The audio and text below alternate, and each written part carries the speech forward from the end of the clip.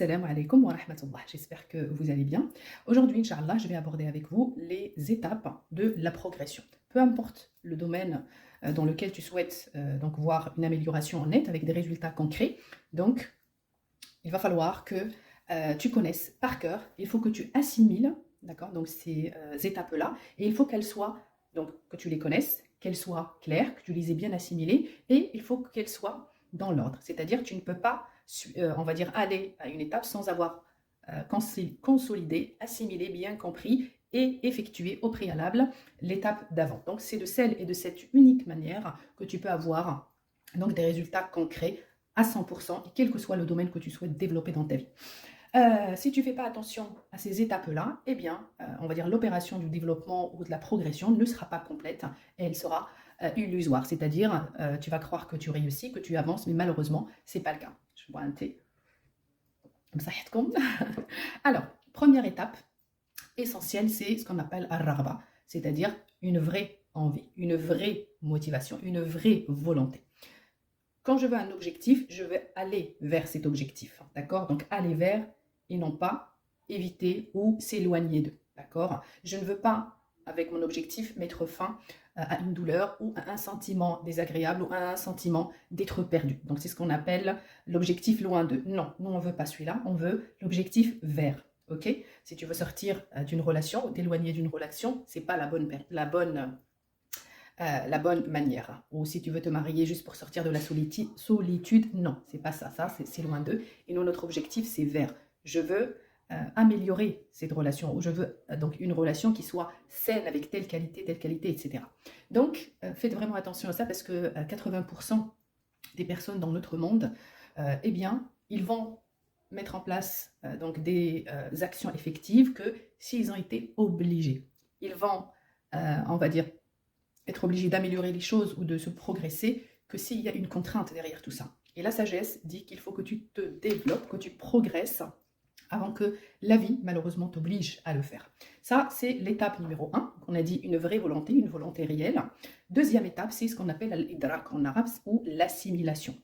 Alors, l'assimilation, la conceptualisation, si vous voulez, un peu moins, mais là, c'est l'assimilation des choses qui se fait soit par l'apprentissage, soit par la douleur, soit des contraintes qui vont exercer une sacrée pression sur toi, qui va t'obliger, eh bien, de mettre en place une action. L'assimilation vient également à travers de l'expérience des anciens, d'accord, des personnes qui ont déjà expérimenté quelque chose dans le même domaine que toi, d'accord. Ça t'évitera de ne pas tomber dans les mêmes piège, d'accord, et ça va te permettre de gagner du temps. Donc n'hésite pas à lire les expériences des autres et t'inspirer par leur donc manière de faire ou par leur parcours.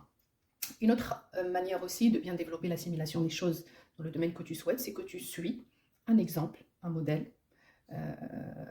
dans n'importe quel domaine. Tu veux devenir médecin, et bien il va falloir que tu regardes, ça peut être sur internet, ça peut être une connaissance, ça peut être une envie ou faire une journée portes ouvertes avec un vrai médecin sur plusieurs jours. D'ailleurs, les stages, normalement, c'est fait pour ça. Donc, une immersion, son but, c'est que tu suives, par exemple, un exemple qui t'inspire. Donc, c'est ça. Sinon, sur Internet, tu peux trouver plein de modèles. N'hésite pas à t'inspirer d'eux. C'est ce qui va te permettre d'assimiler un petit peu le domaine dans lequel tu vas être amené, ou t'inspirer des résultats, t'inspirer de l'expérience de l'autre que tu souhaites incarner dans ta vie, Inch'Allah.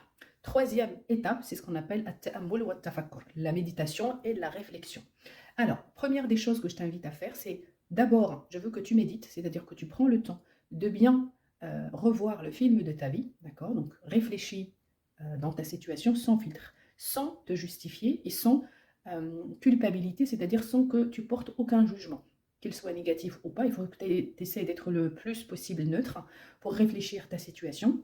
Tu peux éventuellement demander l'aide d'une personne extérieure qui te connaît de près, quelqu'un de ta famille par exemple. Et je veux que tu analyses ta situation d'aujourd'hui, les causes qui t'ont emmené à cette situation-là, et essaye de réfléchir de manière spontanée et naturelle à une solution qui peut te permettre de sortir de cette situation ou, comme je t'ai dit, demande de l'aide d'une personne extérieure mais proche de toi. Il faut savoir que chaque expérience est unique, d'accord? Chaque expérience humaine porte en elle-même des fois la solution. Donc, dans cette expérience et dans cette histoire, tu peux, c'est pas que tu peux, c'est sûrement que tu as les solutions nécessaires pour confronter tous les défis. Mais des fois, malheureusement, on est aveuglé, soit par l'ego, soit par l'ignorance, soit par le manque d'information ou le manque d'expérience. Donc, c'est pourquoi une aide extérieure te sera précieuse. Ensuite, une fois que tu as fait ça, que tu as réfléchi donc à ta situation de manière neutre, que tu as pensé, donc analysé ta propre expérience qui est unique et singulière, et que tu as essayé de déterminer une ou deux solutions, eh bien, on va dire, voilà, détermine ou déduit une solution pour que tu puisses t'en sortir et écris-la sur un papier avant de passer à l'étape suivante. L'étape numéro 4, c'est ce qu'on appelle la sélection ou la sélecte des informations. D'accord?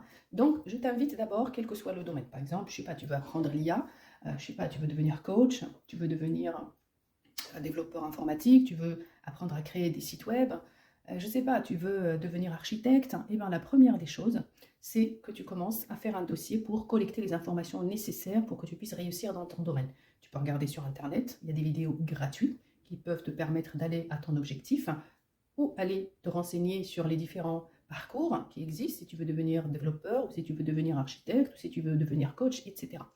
Ensuite, il va falloir que tu écoutes, d'accord, des histoires des personnes qui ont réussi. Alors, je ne veux en aucun cas écouter quelqu'un qui veut se lancer dans quelque chose et aller écouter un avis défavorable ou écouter l'avis de celui qui n'a pas réussi. Pareil, si tu es étudiant, tu vas aller en première année de médecine ou en deuxième année, tu ne vas pas aller voir ceux qui ont échoué, pas du tout. Il va falloir que tu ailles poser la question à ceux qui ont réussi. Et ça, c'est valable dans tous les domaines. Même dans ton activité professionnelle, tu ne vas pas vers les losers. Tu vas aller vers ceux qui ont réussi et tu vas leur demander leur vrai témoignage. Ensuite, voilà, il va falloir que tu regroupes un peu, voilà, 2, 3, 4, ça dépend de ta capacité et ton envie d'en savoir plus. Et ensuite, je t'invite à lire des livres, d'accord? Un livre ou deux seront largement suffisants sur l'objectif que tu souhaites atteindre, d'accord? Ou dans le domaine que tu souhaites approfondir dans ta vie. Et avant, il faut impérativement que tu suives ces étapes à la lettre, d'accord? Ensuite, une fois que tu as fait ça, tu es autorisé à aller payer une formation.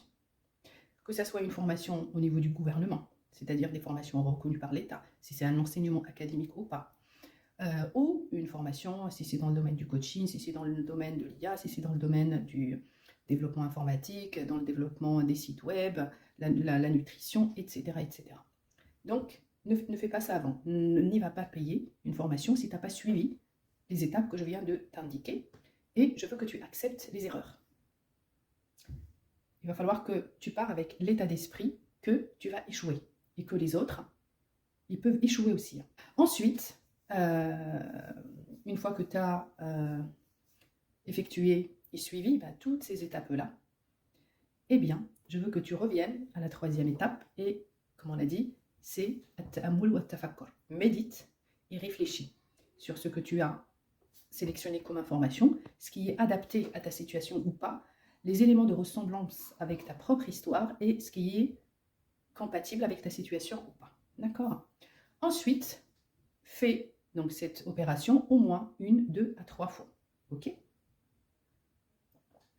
Cinquième étape, c'est la préparation et la mise en place d'une stratégie.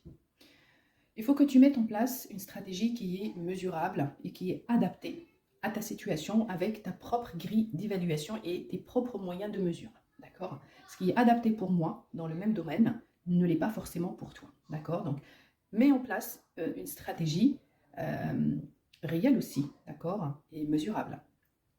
Ensuite, tu vas classer les informations en fonction de tes besoins et donc la stratégie que tu vas mettre en place, donc mets-la en place et essaye de l'expérimenter pendant au moins 2 à 3 mois. Ça, c'est minimum, d'accord? Essaye de mettre en place une stratégie, bien sûr, qu'elle soit simple, ok? Tu vas ensuite mesurer le développement de cette stratégie qui va évoluer automatiquement, d'accord? Et il ne faut pas que tu te sens lourd, d'accord? Ou que tu te sens dans la contrainte ou obligé. Excusez-moi, je vais... Donc, excusez-moi, j'ai juste raccroché. Désolée pour la personne qui m'a appelé, je rappelle plus tard. Alors, donc je disais que dans la 5e étape, qui est la préparation et la mise en place de stratégies, il ne faut pas que tu te sens dans la contrainte ni dans l'obligation, mais il faut que tu te sens comme une fluidité et que la stratégie simple que tu as mis en place, il faut que tu sens qu'elle se développe, d'accord? À chaque fois, tu as un truc nouveau et donc ça va te mettre dans le défi, tu vas te sentir épanoui dans la curiosité de ce qui va se passer par la suite. Donc c'est pour cette raison, il ne faut pas que tu sors de ta stratégie avant les 2 à 3 mois d'expérimentation. Ok, j'espère que ce point est très clair. 6e étape, c'est le cercle, c'est l'action. D'accord, donc là, tout ça, on a pensé, on a réfléchi, on a mis en place des stratégies, tout ça, on a expérimenté. Maintenant, on va réfléchir et plutôt on va mettre en place des vraies actions, d'accord, donc des actions concrètes, pardon, et ces actions-là, il faut qu'elles soient liées à un comportement quotidien, ok? Donc, c'est-à-dire tous les jours, il faut qu'il y ait une relation et une visibilité de la stratégie dans tes actes quotidiens, d'accord? Donc, et bien entendu, il va falloir que cette stratégie concerne tous les autres domaines ou tous les domaines qu'on a déjà abordés. Donc, les 6 ou les 7 domaines de la progression que j'ai abordés avec toi, eh bien, il faut qu'elle soit comprise dans ta stratégie. Il va falloir que tu prêtes une attention particulière au sa'i, à l'action du corps et à l'action du nefs. D'accord? Pourquoi? Parce qu'ils sont très importants à intégrer dans chaque action et bien entendu, tu vas renouveler en fonction de ton objectif. Ensuite, il faut également que tu fasses attention à ce que... donc, fais attention, vraiment très très attention, et là, c'est une sonnette d'alarme ou le fameux triangle rouge sur lequel j'appuie, parce que c'est très important, à ce que tu fasses d'abord le sa'i intérieur, ensuite l'extérieur. Soit ils sont équivalents, c'est-à-dire ils sont en même temps la même intensité, mais jamais l'inverse, c'est-à-dire on ne commence pas par une action extérieure si on n'a pas déjà fait le travail nécessaire intérieur. Et ça, je l'aborde dans la partie pratique. Et ensuite, dans ce sa'i, il va falloir que tu le découpes en petites parties, ok, afin que ta journée ne soit pas pénible, afin que la journée soit fluide, que voilà, tu prends du plaisir. Donc ne mets pas des gros objectifs, c'est pourquoi je t'avais dit, dans la stratégie, il faut qu'elle soit simple, il faut que le sa'i englobe tous les domaines de ta vie. Attention au sa'i du corps et au sa'i de la nefs, donc l'implication du corps et l'implication de la psyché, il faut qu'elle soit présente dans l'ensemble de tes objectifs, d'accord? Et voilà, tu vas pouvoir simplement doser en fonction de l'importance de l'objectif. Mais malgré tout ça, il va falloir quand même que tu commences par mettre en place des actions simples, des actions courtes pour ne pas te fatiguer et ne pas laisser tomber au bout de quelques jours. Donc ça, c'est l'étape numéro 6. Donc le sa'i, l'étape numéro 7, c'est ce qu'on appelle l'indebat, la persévérance et la continuité.